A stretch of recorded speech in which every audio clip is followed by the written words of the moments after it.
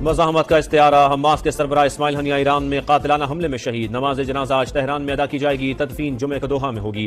عرب media کے مطابق Hamas سربراہ کو ایرانی دارالحکومت میں گائیڈڈ میزائل سے نشانہ بنایا گیا۔ اسماعیل ہنیہ ایرانی صدر کی تقریب حلف برداری میں شرکت کے لیے تہران میں موجود تھے۔ حملہ کس جگہ سے ہوا؟ ایران نے اسماعیل ہنیہ کی شہادت کی تحقیقات کا آغاز کر دیا۔ دہشت گردوں کو بزدلانہ اقدام پر پچھتاوا ہوگا، ایران کا حماس سربراہ کے قتل کا بدلہ لینے کا اعلان، 3 روزہ سوگ۔ ایرانی سپریم لیڈر آیت اللہ خامنائی کا کہنا ہے اسرائیل نے اپنے لیے سخت سزا کی بنیاد فراہم کر دی، شہید کی موت کا بدلہ لینا ایران کا فرض ہے۔ ایرانی صدر کا علاقائی سالمیت اور وقار کا دفاع کرنے کا عزم، کہا کل ان کا فاتح ہاتھ اٹھایا، آج جنازہ کندھوں پر اٹھانا ہے۔ اسماعیل ہنیہ کی شہادت کا سخت اور دردناک جواب دیا جائے گا، پاسداران انقلاب کا رد عمل، کہا جرم بین الاقوامی قوانین و ضوابط کی خلاف ورزی ہے۔ اسماعیل ہنیہ پر حملہ، اسرائیل کی کارروائی، قتل کا بدلہ لیا جائے گا، حماس کا اعلان، کہا دشمن اپنے مقاصد حاصل نہیں کر سکے گا، بیت المقدس آزاد کروانے کے لیے جنگ جاری رہے گی، بیت المقدس کی آزادی کے لیے ایسی قربانیاں دینے کے لیے تیار ہیں۔ فلسطینی صدر محمود عباس کی اسماعیل ہنیہ کی شہادت کی مذمت، واقعہ بزدلانہ فعل اور خطرناک قرار دے دیا، فلسطینیوں سے متحد رہنے کی اپیل۔ سے عوام کو کچھ ریلیف، پیٹرول 6 روپے 17 پیسے فی لیٹر سستا، نئی قیمت 278 روپے 43 پیسے مقرر، ہائی اسپیڈ ڈیزل کی قیمت میں 10 روپے 86 پیسے کمی، 272 روپے 77 پیسے میں ملے گا۔ وزیر اعظم نے پیٹرولیم مصنوعات کی قیمتوں میں کمی کی منظوری دے دی، نوٹیفیکیشن جاری۔ اسماعیل ہنیہ پر حملے میں ملوث نہیں امریکی محکمہ خارجہ کا رد عمل، نائب ترجمان ویدانت پٹیل نے کہا اسرائیلی مفادات کا تحفظ ہر صورت میں یقینی بنایا جائے گا۔ ترجمان مشیر قومی سلامتی جان کربی کا بھی اسماعیل ہنیہ کے قتل سے لا تعلقی کا اظہار۔ اسرائیلی وزیر اعظم کا کہنا ہے حماس اور حزب اللہ پر براہ راست حملوں کی ہدایت دی۔ پریس کانفرنس میں نیتن یاہو اسماعیل ہنیہ کی شہادت پر سوال کا جواب دیے بغیر چل دیے۔ پاکستان کی اسماعیل ہنیہ کے قتل کی شدید مذمت، خطے میں بڑھتی اسرائیلی مہم جوئی پر گہری تشویش کا اظہار۔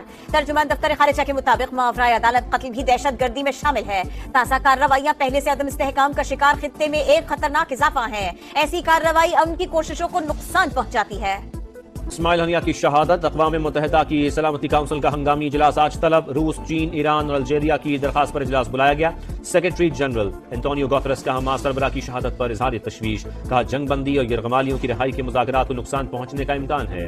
حماس سربراہ اسماعیل ہنیہ کی شہادت پر عالمی برادری کا اظہار افسوس، چین کا کشیدگی کم کرنے کے لیے غزہ میں جنگ بندی پر زور، روس نے حماس رہنما کے قتل کو ناقابل قبول اور سیاسی قرار دیا، کہا اسماعیل ہنیہ کا قتل کشیدگی میں اضافے کا باعث بنے گا۔ صدر ترکیہ نے کہا اسرائیل نہیں چاہتا، غزہ جنگ خطے میں پھیلانا چاہتا ہے۔ قطر، ملیشیا، جرمنی اور دیگر ممالک کی بھی اسماعیل ہنیہ کی شہادت کی مذمت۔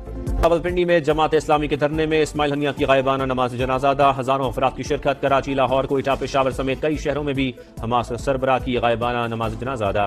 جے یو آئی کا اسماعیل ہنیہ کی شہادت پر جمعے کو ملک گیر احتجاج کا اعلان، اسماعیل ہنیہ کی شہادت عالم اسلام کے لیے ناقابل تلافی نقصان، قربانیاں رائیگاں نہیں جائیں گی۔ صدر استحکام پاکستان پارٹی اور وفاقی وزیر عبدالعلیم خان کا اظہار افسوس، سینٹ اور قومی اسمبلی میں مذمتی قرارداد جمع۔ قومی اسمبلی کی قائمہ کمیٹی نے الیکشن ایکٹ ترمیمی بل کی منظوری دے دی، حق میں 8 اور مخالفت میں 4 ووٹ پڑے۔ جے یو آئی کے رکن نے ووٹنگ میں حصہ نہیں لیا، پی پی ارکان کی اجلاس میں عدم شرکت۔ وزیر قانون اعظم نذیر تارڑ نے کہا کسی کو لگتا ہے یہ عدالتی فیصلے میں مداخلت ہے تو لگتا رہے، پارلیمنٹ کے اندر مداخلت کی اجازت نہیں دے سکتے۔ بل جمعے کو منظوری کے لیے قومی اسمبلی میں پیش کیا جائے گا۔ مخصوص نشستیں تحریک انصاف کا حق، حکومت قانون سازی کے ذریعے ہمیں محروم نہیں کر سکتی، اس کے لیے آئین میں ترمیم کرنی پڑے گی۔ بیرسٹر علی ظفر کی گفتگو، کہا آئین میں ترمیم نہ کی گئی تو عدالت کا لدم قرار دے گی۔ عدالتی حکم پر پی ٹی آئی کا مرکزی secretariat D cell, Omar Ayub کا دورہ، دفتر سے قیمتی سامان چرایا گیا، آئی جی سمیت پولیس حکام کے خلاف ایف آئی آر درج کرائیں گے، اپوزیشن لیڈر کا الزام۔ بانی پی ٹی آئی کس سے مذاکرات چاہتے ہیں اللہ جانتا ہے، حکومت مستحکم ہے، اسی طرح کام کرتے رہیں گے، کوئی پریشانی نہیں۔ وفاقی وزیر داخلہ مطمئن، محسن نقوی سے خرم سے تعلق رکھنے والے وفد کی ملاقات، دونوں گروپوں کی سرکردہ شخصیات کو بلا لیا، کہا تصادم کو غلط رنگ دیا گیا، حکومت معاملے کے حل کے لیے ہر ممکن معاونت فراہم کرے گی۔ راولپنڈی میں جماعت اسلامی کا دھرنا 7ویں روز میں داخل، حکومت سے مذاکرات کا دوسرا دور، کوئی پیش رفت نہ ہو سکی، ٹیکنیکل کمیٹی کے ارکان کی بھی شرکت۔ امیر مقام نے کہا چاہتے ہیں دھرنا ختم ہو، ہم اپنے وسائل میں رہ کر جو کر سکے وہ کریں گے۔ طارق فضل چودھری نے کہا کوشش ہے تنخواہ دار طبقے کو ریلیف دیا جا سکے۔ سپلائی چین بہتر بنا کر قیمتوں میں استحکام لایا جائے، قیمتوں میں مصنوعی اضافہ قابل برداشت نہیں، وزیر اعلیٰ مریم نواز کی وارننگ، دودھ میں ملاوٹ کے خاتمے کے لیے خصوصی مہم شروع کرنے کا حکم، خصوصی اجلاس میں 15 ستمبر تک سڑکوں کی تعمیرات شروع کرنے کا حکم. کرتارپور کوریڈور سمیت روڈز بحالی پروگرام آئندہ سال 30 جون تک مکمل کرنے پر اتفاق. چینی کی مٹھاس میں مہنگائی کی کڑواہٹ. 1.5 لاکھ ٹن چینی برآمد کرنے کی اجازت کے بعد قیمتیں بڑھ گئیں. وزارت صنعت و پیداوار کا چینی کی قیمت میں 2 روپے 56 پیسے فی کلو اضافے کا نوٹس. شوگر ملز ایسوسی ایشن سے وضاحت طلب. چینی کا ایکسپورٹ کوٹا بھی معطل کرنے کا اندیا. کوٹ کی رونتی کچے کے علاقے میانی کے قریب ڈاکوؤں کا حملہ, اندھاتھن فائرنگ سے 3 پولیس اہلکار شہید. وزیر اعلیٰ سندھ مراد علی شاہ کا نوٹس, آئی جی سے تفصیلی رپورٹ طلب. علاقے کی ناکہ بندی کر کے ملزموں کی فوری گرفتاری کی ہدایت. آج سے 6 اگست تک ملک میں طوفانی بارشوں کی پیش گوئی. بلوچستان کے مشرقی علاقوں میں گرج چمک کے ساتھ بادل برسنے کا امکان. اندرون سندھ بھی موسلا دھار بارشیں متوقع. سیالکوٹ, گجراوالا, نارووال میں اربن فلڈنگ کا خدشہ. پہاڑی علاقوں میں لینڈ سلائیڈنگ کا خطرہ. اور پیرس اولمپکس میں میڈلز کی دوڑ, ایک دوسرے پر برتری کی جنگ جاری. مردوں کی فری سٹائل سائیکلنگ میں ارجنٹینا نے میدان مار لیا.